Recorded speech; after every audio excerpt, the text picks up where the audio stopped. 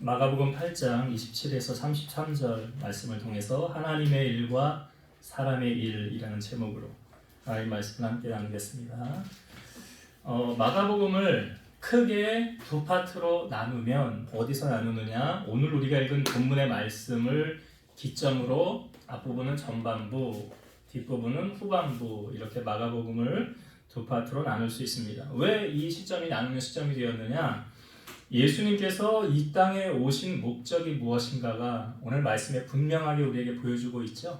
예수님의 사역은 단지 병을 고치고 가난한 사람을 잘 살게 하고 눈먼 자를 보게 하고 중풍병을 고치시고 나병 환자를 고치시는 그것이 예수님이 오신 진정한 목적이 아니다. 오늘 예수님 뭐라고 말씀하십니까? 내가 온 것은 말씀하죠. 많은 고난을 받고 죽임을 당하고 제3일에 다시 살아나야 할 것이다. 이게 예수님이 오신 진정한 목적이라는 거죠. 오늘 본문에 예수님이 제자들과 말씀을 나눈 장소가 어디냐면 빌립보 가이사랴라는 지역이에요. 빌립보 가이사랴. 그러니까 성경에 가이사랴 하면 지중해 연안 도시 가이사랴가 있고요. 오늘 본문은 빌립보 가이사랴는 어디냐면 갈릴리 호수 북쪽으로 한 40km 정도 위쪽에 있습니다. 그래서 헤르몬산 남쪽에 완만한 경사지에 위치한 도시인데 여기는 팔레스타인 지역 중에서 가장 아름답고 풍요로운 지역 중 하나입니다. 왜냐하면 헤브론산 그 눈이 있는 그 산에서 흘러내리는 물이 이렇게 흘러서 바로 이 빌립보 가이사랴 지방을 통과하기 때문에 풍부한 자원이 있고 또 많은 사람들이 이곳에서 많은 일들을 행하기 때문에 이 도시가 상당히 발달을 하게 된 거죠. 원래 이 도성은 가이사 아구스도가 헤롯 대왕에게 하사한 도시였어요. 그러니까 로마의 통치 안에 있는 이 이스라엘이 이제 그 왕을 세우지 않습니까? 그러니까 헤롯 대왕을 세웠잖아요. 그래서 헤롯 대왕이 후에 이 지역을 헤롯 빌립 2세에게 주고 이 헤롯 빌립 2세가 이 도시를 새롭게 정비하고 황제를 기린다고 해서 가이사랴라고 불렀는데 지중해 연안에 있는 가이사랴하고 이름이 똑같잖아요. 그러니까 구별을 주기 위해서 여기는 빌립이라는 이름을 따서 빌립보 가이사랴 이렇게 이름을 부르게 되었습니다. 그래서 헬라 로마 문명의 중심지로 대부분은 이방인들이 거주했어요. 그리고 구약 시대에도 이 땅의 이름을 거론했는데 구약 시대는 여기를 뭐라고 불렀냐면 바알갓이라고 불렀어요. 이 뜻이 뭐냐면 행운의 바알이라는 뜻이에요. 행운의 바알. 그러니까 여러분 이 말만 들어도 여기는 우상이 난무한 지역이구나라는 것을 우리가 짐작을 할 수 있죠. 근데 그 지역에서 지금 예수님께서 제자들에게 질문을 던지는 거예요. 사람들이 나를 누구라고 하느냐? 오늘 본문에 보니까 세례 요한이라고도 하고 엘리야라고도 하고 더러는 선지자, 제사자, 선지자 중에 하나라고도 합니다. 다시 질문을 던져요. 너희는 나를 누구라 하느냐? 근데 베드로가 오늘 본문에 보면 주는 그리스도시니이다 라고 말하고 있고요. 마태의 저자는 이 부분을 조금 더 자세하게 설명을 해줬죠. 잘 아시잖아요 여러분. 베드로의 신앙 고백.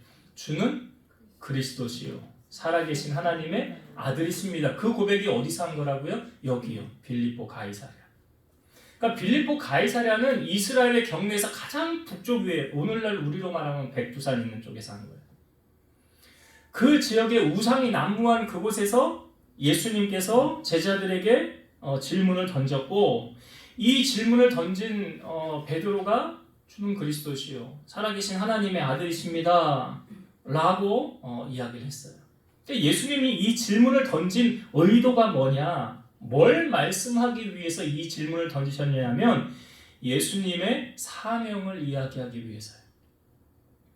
예수님의 사명을 이야기하기 위해서. 그러니까 예수님께서 바로 이제 공생애를 하면서 특별히 제자들에게 내가 이 땅에 온 목적이 뭔지 아니? 라고 말하면서 오늘 우리가 읽은 31절이 있죠. 31절의 말씀을 다시 한번 볼게요. 이 부분의 말씀을 예수님이 공생애 하면서 똑같이 3번을 거론하십니다.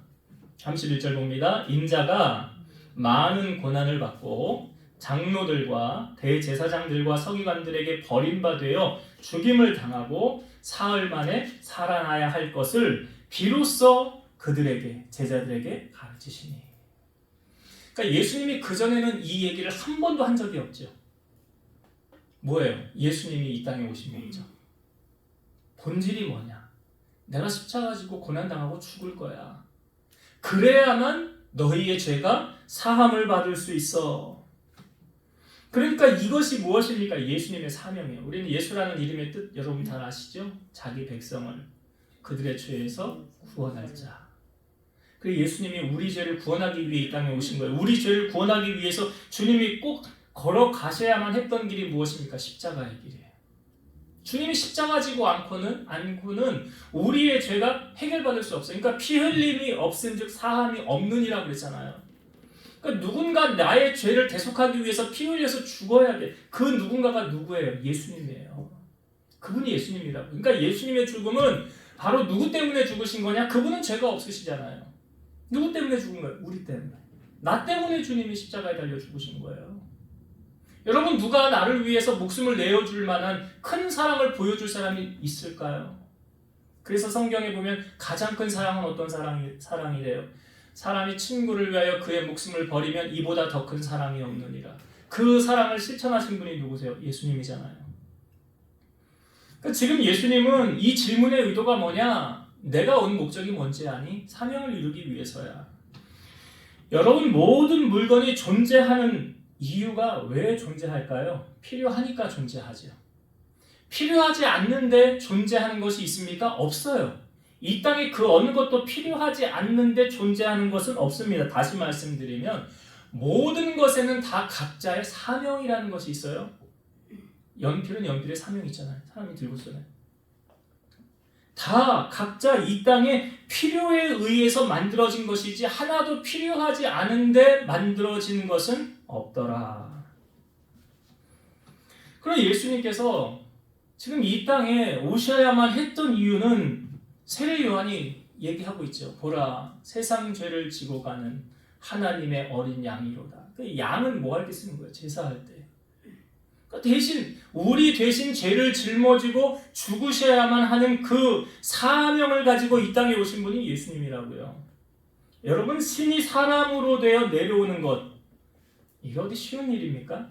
어떤 목사님이 이런 비유를 했었어요. 여러분 요즘 반려견 많이 키우시죠? 이런 말도 있어요. 개팔자가 상팔자다라는 말도 있죠. 그럼 이렇게 한번 질문을 던져볼게요. 여러분들이 만약 개가 되라고 한다면 개가 되시겠습니까? 여기서 나는 개가 좋아요, 개 될래요 할 사람 있어요, 없어요? 예? 나는 개가 되고 싶어요, 손 들어봐요. 없잖아. 그 비유예요. 신이 사람으로 오는 게 사람이 개가 되는 비유만큼도 더한 그 비유라고요. 지금 아무리 반려견이 이쁘고 사랑하지만 내가 너처럼 됐으면 좋겠다라고 말하는 사람이 있어요, 없어요? 없어요. 있다고 그러면 정신 나간 거예요, 그건. 누가 개가 좋다고 사람이 내가 너처럼 됐으면 좋겠어, 개팔자가 상팔자래, 난 너처럼 하루 종일 집안에서 그냥 있으면 좋겠다. 근데 신이신 그분이 사람의 모양으로 우리 가운데 오셨잖아요. 그 하나님의 입장에서는 비참한 선택이라고요, 이것이요. 그냥 단순해 보이는 그런 게 아니라고요, 하나님의 입장에서. 그런데 예수님은 이런 수고를 다 감당하시고 고난당하시고 침뱉음을 당하시고 물과 피를 쏟으시고 우리를 위해서 생명까지도 내어주기 위해서 이 땅에 오셨다는 거예요. 영광을 받기 위해서 오신 거라고 한다면, 칭송을 받기 위해서 높은 자리에 앉기 위해서 오신 거라고 한다면 그건 좀 괜찮아요. 신이 사람이 돼서 높은 자리 차지하고 한 나라를 통치하고 다스리는 거. 근데 그게 아니잖아요. 주님의 오심은. 예수님이 이렇게까지 하신 이유는 무엇입니까? 사명을 이루기 위함이죠. 사명을 이루기 위해요. 그러니까 예수님께서 우리를 왜 구원해 주셨을까요, 여러분? 여러분 왜 구원해 주셨죠? 우리 원래는 사망에 매여 있을 몸인데, 지옥 가야 될 운명인데 많은 사람 가운데서 나를 예정하여 선택하시고 구원해 주셨어. 얼마나 감사해요.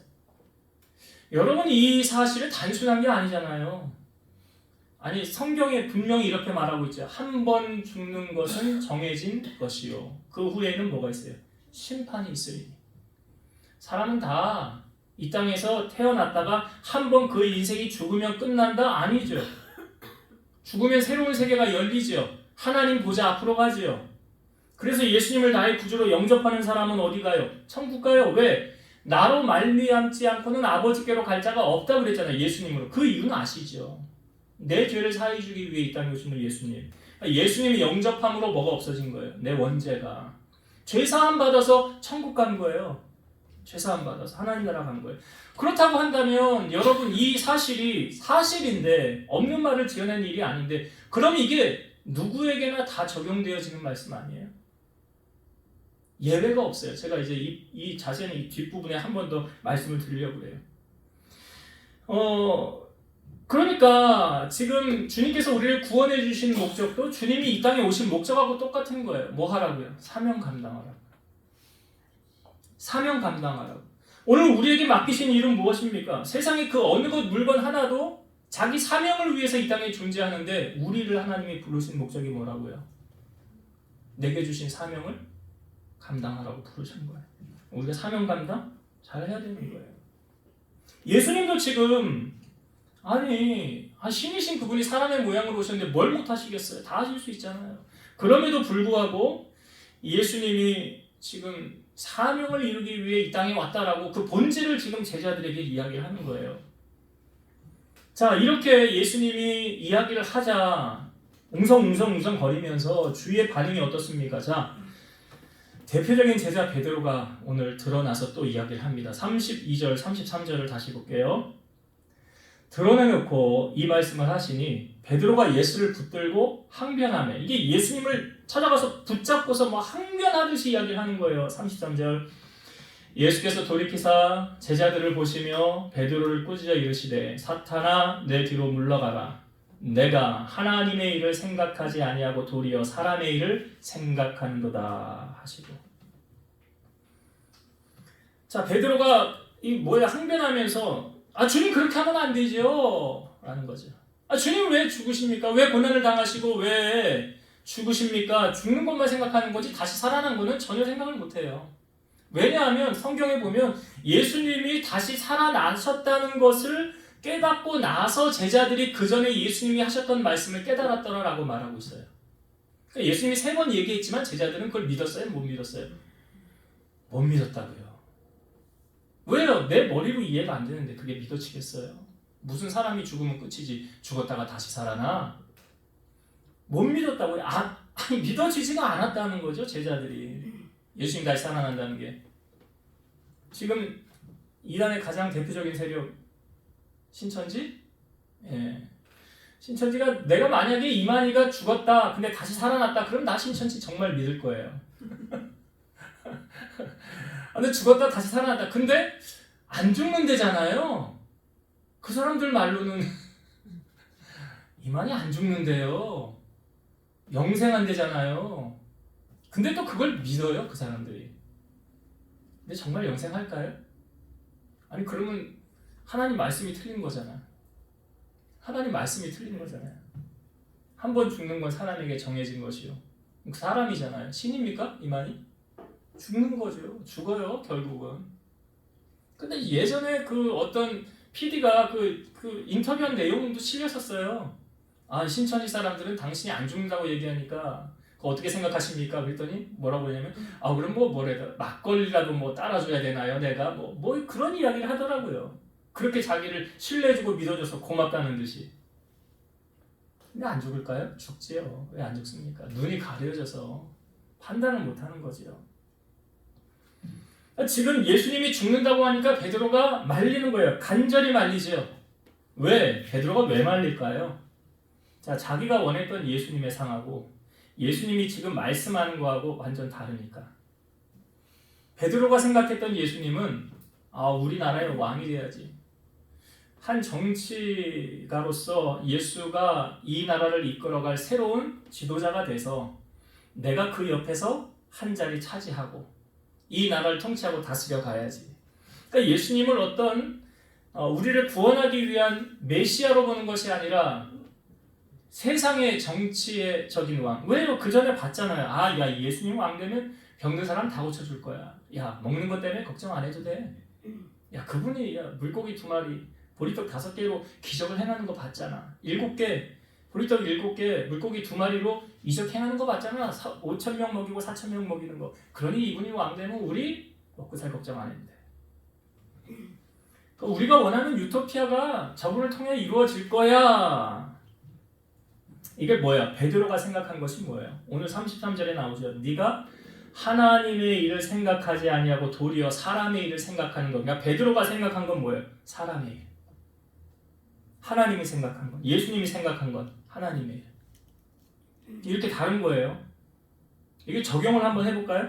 나 잘 먹고 잘 살고 내 새끼들 잘 먹이고 잘 입히고 좋은 차에 좋은 집에 떵떵거리면서 사는 거 하나님하고 관계 있어요? 없어요? 관계가 있으면 좋죠. 근데 관계가 없다고 하면 그 사람의 일이죠. 뭐 내가 다니는 직장이며 뭐 사업이며 이걸 통해서 하나님의 영광을 구하는 일이라고 한다면 이거 하나님의 일이 될 수가 있겠지만 하나님과 전혀 상관없이 그냥 나 잘 먹고 잘 살려고 내 자식들 잘 키워보려고 고생 안 시키려고 그럼 그거 하나님의 일이에요? 사람의 일이에요? 사람의 일이지. 그거 어떻게 하나님의 일이에요? 하나님하고 상관없는 거예요. 여러분 다윗이 하나님 마음에 합한 자라는 칭함을 받은 사람 아닙니까? 이 다윗이요 하나님의 영원한 사랑을 확증받은 사건이 언제인 줄 아세요? 이 다윗이 하나님 마음 감동 주었을 때예요. 하나님 마음 감동 줬어요. 솔로몬은 1천번제를 통해서 하나님의 마음에 감동을 주지만 다윗은 뭘 통해서 하나님을 감동하게 했습니까? 그러니까 다윗이 나단 선지자에게 말하잖아요. 내가 내 마음에 있는 바를 하나님을 위해서 행하고 싶다. 그때 나단 선지자가 하라고. 당신 하시라고. 근데 하나님이 나단 선지자에게 말씀하시는 거예요. 야 다윗, 야 그거 못하게 해라. 그게 뭐예요? 뭐 하겠다는 거예요 다윗이 이거? 성전 건축하겠다는 거예요. 근데 하나님이 못하겠어요. 왜? 너는 손에 피를 많이 흘렸기 때문에 전쟁하면서 많은 피를 보았기 때문에 못하겠어요. 근데 그 다음에 하나님 뭐라고 말씀하세요? 그러나 내가 네 마음 받았다. 너 그건 못하지만 내가 네 마음 받았다. 다윗이 뭐라고 그래요? 나는 화려한 백향목 궁에 거하면서 하나님의 궤는 초라한 휘장 가운데 있는 게 그게 나는 너무 마음이 아파요. 나는 그게 너무 마음이 아파요. 내가 하나님을 위해서 성전 건축하겠어요. 이거 못하겠어요. 근데 그 다음에 하나님이 하시던 말씀이 뭐예요? 내가 너로 유명하게 하고 너 떠돌이처럼 되지 않게 만들어주고 너의 후손에서 너의 허리에서 왕들이 나올 것이다. 네 자녀들이 잘못하면 사람 막대기와 인생 채찍으로 내가 채찍을 휘두르겠지만 영원히 내가 너에게서 너의 규를 떠나지 않게 하리라. 이 약속을 하나님이 언제 받은 거라고요? 뭐 할 때? 예? 내가 성전 건축하겠습니다. 그 고백한 다음에 하나님이 다윗에게 이 축복한 거예요. 근데 다윗이 하나님이 성전 건축 못하게 했잖아요. 그러면 성전 안 지었고도 하나님 축복 받은 거 아니에요? 하나만 알고 둘은 몰라요. 마음만 먹으면 되잖아요. 근데 마음을 안 먹어. 마음을. 하나님을 위해서 내가 마음을 정하고 뜻을 정하고 하나님 기뻐하는 일을 해야지 내 형편은 안 돼요. 나 그렇게 할 수 없어요. 근데 다윗은 사실은 할 수 있는 형편이었어요. 다윗이 솔로몬을 위해서 모든 거 성전 지을 준비 다 해놨잖아요. 그 하나님 앞에 드리면서 뭐라고 그래요? 모든 것이 주께로부터 왔으니 내가 주께 받은 것을 다시 주님께 드립니다. 부와 귀가 주께로부터 말미암습니다. 다윗이 다 느꼈던 것을 하나님을 찬양하고 있잖아요. 성경에 보면 여러분 우리가 말씀 나누었지만 이 사르밧 과부라는 사람이 기근 중에 어려운 중에 있었죠. 한 끼 해먹을 식량 전부였는데 엘리야가 와가지고 그거 나에게 가져와라 그랬죠. 한번 떡 먹을 거 가져와라. 그렇게 하면 다시 비가 내리기까지 하늘에서 비가 내리기 전까지 통의 가루와 기름의 병이 마르지 않을 것이다. 이게 엘리야에게 한 게 아니라 하나님께 한 거라고요. 그 하였더니 순종한 결과가 무엇이었습니까? 말씀이 이루어졌잖아요. 예전에 우리 권사님 계시지만 권사님 친정 어머니가 주의 종을 얼마나 잘 섬겼는지 정말 입이 마르게 저에게 많은 이야기들을 해주셨어요. 근데 여러분 예전에 정말 그랬어요. 먹을 거 없을 때요. 목사님 우리 집에 온다 그러면 정말 어디서 뭐 만들어 오는지 자식들은 잘 먹이지도 못하는데 흰쌀밥에 고깃국 커가지고 고깃국 끓여서 목사님 오시면 대접하고 섬기고 이 옛날 믿음의 선조들이 그렇게 신앙생활했어요. 그거 사람 보고 하는 겁니까? 아니죠. 하나님 보고 하는 거예요. 그랬더니 그의 후손들이 복을 받아요. 정말 하나님이 그냥 거저가 없고요. 공짜가 없어요. 여러분 하나님이 우리에게 주신 약속의 말씀이 마태복음 6장 33절이 여러분 잘 아시는 말씀이에요. 그 말씀이 오늘 주제하고도 연결되지 않습니까? 이거잖아요. 그런즉 너희는 먼저 그의 나라와 그의 의를 구하라. 그리하면 이 모든 것을 너희에게 더하시리라. 제가 오늘 이 말씀 속에요. 밑줄을 딱 두 단어의 밑줄을 짝짝 걷어요. 설교 준비하면서도. 뭐냐 두 단어가? 먼저라는 거예요. 먼저 해야 될 게 있고 나중에 해야 될 게 있어요. 뭘 먼저 해야 됩니까? 오늘 베드로가 먼저 해야 될 일을 잊었어요. 뭘 먼저 해야 돼요? 하나님의 일이 먼저잖아요. 아유, 나 지금 너무 바쁜데요. 나 직장 너무 바쁜데요. 일이 너무 잘 돼가지고요. 아유, 주일 할 시간 없어요. 나 좀 한가해지면 그때 좀 할게요. 나중에 한가해서 팔이 날리면 그때 열심히 하실까요? 먼저. 이 단어에 눈이 더 갔어요. 너희가 먼저 해야 될 게, 그 다음에 한 단어가 또 뭐냐면 그리하면이에요. 뭐라고요? 6장 33절이 너희는 먼저 그의 나라와 그의 의를 구하라. 그리하면. 그렇게 해봤냐 이거지요. 너가 그렇게 해봤냐? 그리하면 그 다음 뭐예요? 이 모든 것을 너희에게 더하시리라. 우리가 안 하고서 사명 감당 안 하고 바쁘다고 못하고 기도 안 하고 예배 소홀히 하고 그러면서 하나님 나 왜 안 도와줘요? 이거는 앞뒤가 안 맞는 논리. 먼저 해야 될 게 뭐더라? 하나님의 일. 주의 일 먼저. 내가 주의 일 하면 주님이 내 일 해주신다. 하나님의 법칙이에요. 그러니까 오늘 예수님께서 베드로를 향하여 네가 지금 하나님의 일을 생각하지 않고 사람의 일을 생각하는구나. 우리의 모습은요. 하나님의 일을 먼저 생각하고 있느냐? 사람의 일을 먼저 생각하고 있느냐? 우리 자신을 돌아봐야 돼요. 자, 여러분 베드로가요. 조금 전에 사람들이 나를 누구라고 하느냐라는 질문에 뭐라고 예수님에게 대답했습니까? 주는 그리스도이십니다. 근데 이 대답 뒤에 마태복음에 보면 예수님이 베드로에게 뭐라고 그래요? 바요나 시몬아 네가 복이 있도다. 이를 내게 알게 하리는 혈육이 아니요 하늘에 계신 내 아버지시니라. 그러니까 베드로가 이거 어떻게 알았다는 거예요? 성령 충만해서. 그러니까 성령께서는 하나님의 깊은 것을 성령께서 심히 통찰하신다고 그러잖아요. 고린도전서 2장 말씀에 보면. 그러니까 베드로가 이 예수님 메시아라는 것을 하나님의 아들이신 것을 자기 지식으로 한 게 아니에요. 성령께서 알려주신 거예요. 자, 그렇게 성령으로 충만했던 베드로가 33절에 보니까 베드로 마음 안에 뭐가 틈탔어요? 사탄이 들어가요. 조금 전까지만 해도 성령 충만했던 베드로가 뭐가 들어갔다고요? 사탄이 들어갔죠. 금방 사탄이 들어갔죠. 여기에 누구도 예외가 없더라. 우리 권사님 그러시잖아요. 내가 죽는 날까지 주님 떠나지 않고 신앙생활 잘 해야 되겠다고. 죽는 날 어느 순간 변심해서 변절자가 될지 사탄이 들어갈지 누가 알아요? 그걸 누가 알아요? 지금 베드로가 그러고 있는데 예수님의 12제자 가운데 수제자라고 하는 베드로가?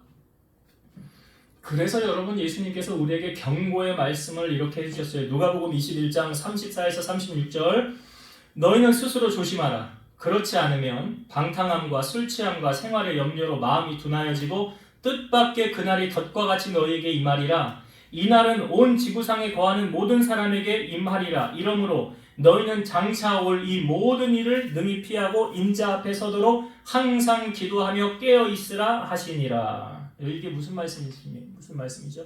주님이 다시 오신다는 말씀이에요. 이게 주님이 다시 오신다는 말씀이에요. 주님 다시 오시니까 너희 스스로 조심하고 늘 깨어서 기도해야 되는데 방탕함, 술 취함, 생활의 염려, 마음이 둔하여지고 뜻밖의 그날이 너에게 임하리라. 덕과 같이 도둑이 오는 것처럼 임한다. 그러니까 이 날이 뭐예요? 주님이 오시는 날. 주님이 오시는 날. 근데 성경에 보면 이 날은 온 지구상에 거하는 모든 사람에게 임하리라. 이게 무슨 말이에요? 이 심판에서 벗어날 수 있는 사람이 있다 없다?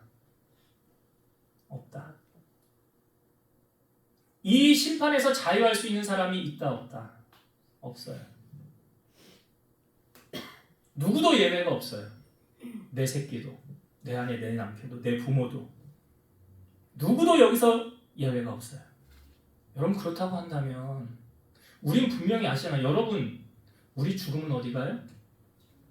천국 가시죠? 할렐루야. 내 자녀가 예수를 안 믿어. 죽으면 어디 갈까요?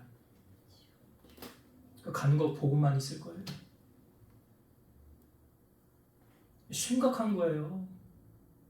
나는 천국 간다. 너는 그냥 내가 말했을 때 안 믿었으니까 너는 그냥 어쩔 수 없이 지옥 가야 되겠구나. 빠이빠이. 이게 웃으면서 보낼 수 있는 일이냐고요. 근데 주님이 오실 날이 어떻게 임한다? 뜻밖의, 뜻하지 않은 시간에. 뜻하지 않은 시간. 이게 기름등불 준비한 5처녀와 준비하지 아니한 5처녀 비유를 알려주고 있잖아요.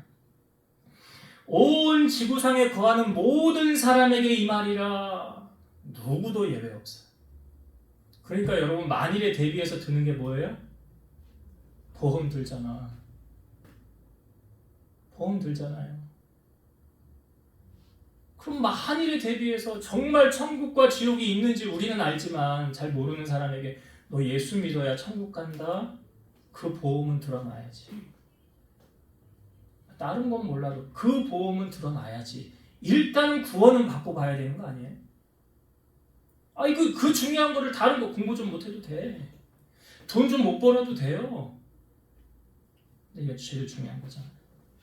마태복음 24장 30, 31절 그때에 인자의 징조가 하늘에서 보이겠고 그때에 땅의 모든 족속들이 통곡하며 그들이 인자가 구름을 타고 능력과 큰 영광으로 오는 것을 보리라. 그가 큰 나팔 소리와 함께 천사들을 보내리니 그들이 그의 택하신 자들을 하늘 이 끝에서 저 끝까지 사방에서 모으리라. 주님이 구름을 타고 오시면서 다 불러 모으는 거예요. 택하신 자들. 택하신 자들 누구예요? 구원받은 백성들. 그래서 공중으로 우리가 주님과 함께 올라가며 새하늘과 새 땅에서 영원히 주님과 더불어 왕노릇하는 거예요. 이게 예수님이 하신 말씀이잖아. 다 누가복음이다, 마태복음이다. 그러니까 우리가 이 약속의 말씀, 주님의 이 말씀이 오늘 내게 하시는 말씀으로 받으시고 내 주변에 죽어가는 사람들 불쌍히 여기는 마음 가지고 그 영혼을 생명줄 던져 구원하여서 주님 품으로 인도해야지. 이거 까딱하다가는 순식간에 우리 인생 순식간 지나가잖아요. 그럼 기회가 언제 또 있을지 언제 알아요? 나중에? 주님 오신 다음에 나중에 찾을 거예요? 나중은 없어요. 성경은 말하죠. 보라 지금은 은혜 받을 만할 때요. 지금은 구원의 날이로다. 지금이에요. 오늘 하나님께서 들려주신 말씀, 부족한 정을 통하여 내뱉는 하나님의 말씀이 오늘 내게 주시는 하나님의 말씀, 오늘 내게 하시는 말씀, 이 말씀을 여러분이 잘 귀 기울여 들으시고 붙잡으셔서 이 말씀을 잘 증거하여 여러분 주변에 사랑하는 자들 구원의 방주에 다 올라탈 수 있도록 기도에 힘쓰고 전도에 힘쓰는 여러분 되시기 바랍니다.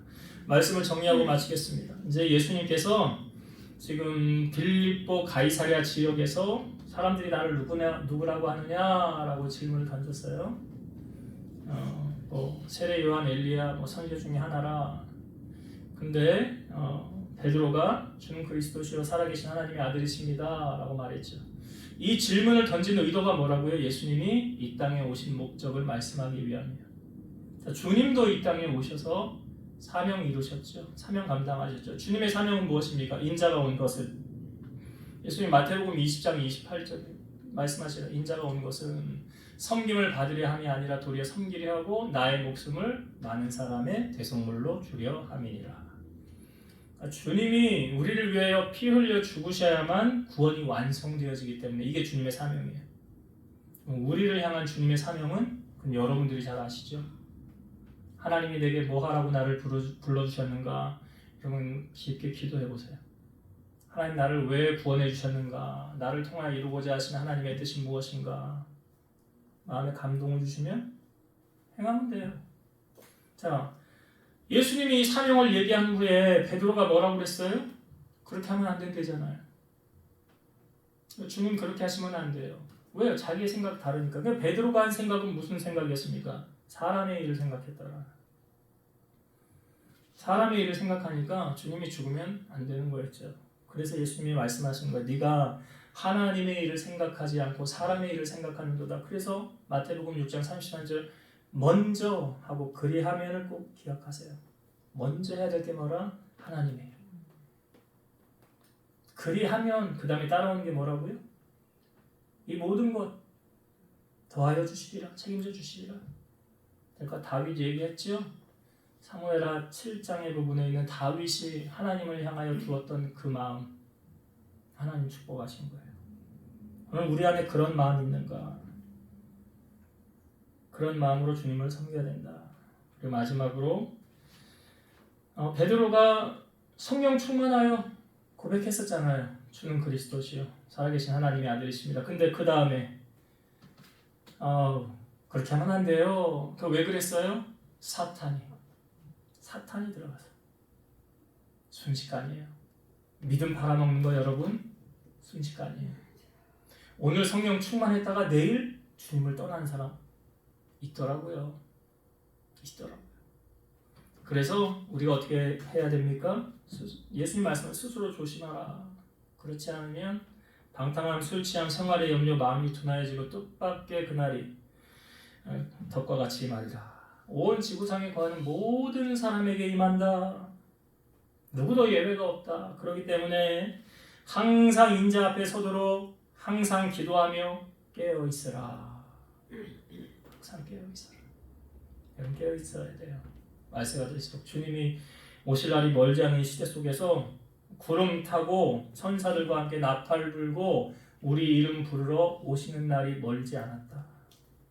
기억하시면서 내 주변에 죽어가는 영혼들 불쌍히 여기고 구원할 수 있는 은혜를 달라고 기도하시고 항상 깨어서 주님 뜻 분별하고 하나님 영광에 살아가는 여러분 되시기를 주의 이름으로 축원드립니다. 기도하시겠습니다. 이 땅에 존재하는 그 어떤 것도 사명이 없는 것이 없습니다. 필요하니까 존재하는 것입니다. 예수님이 이 땅에 오신 목적도 사명을 이루기 위해 오셨습니다. 그래서 그 사명을 우리에게 알려주셨습니다. 주님도 사명을 이루기 위해 이 땅에 오셨던 것처럼 우리를 왜 불러서 구원해 주셨습니까? 우리를 통해서 하나님께서 이루고자 하시는 사명이 있는 줄로 믿사오니 주신 사명들 잘 감당하여 날 구원해 주신 주님을 기쁘시게 해드리는 우리 성도들 되게 하여 주옵소서.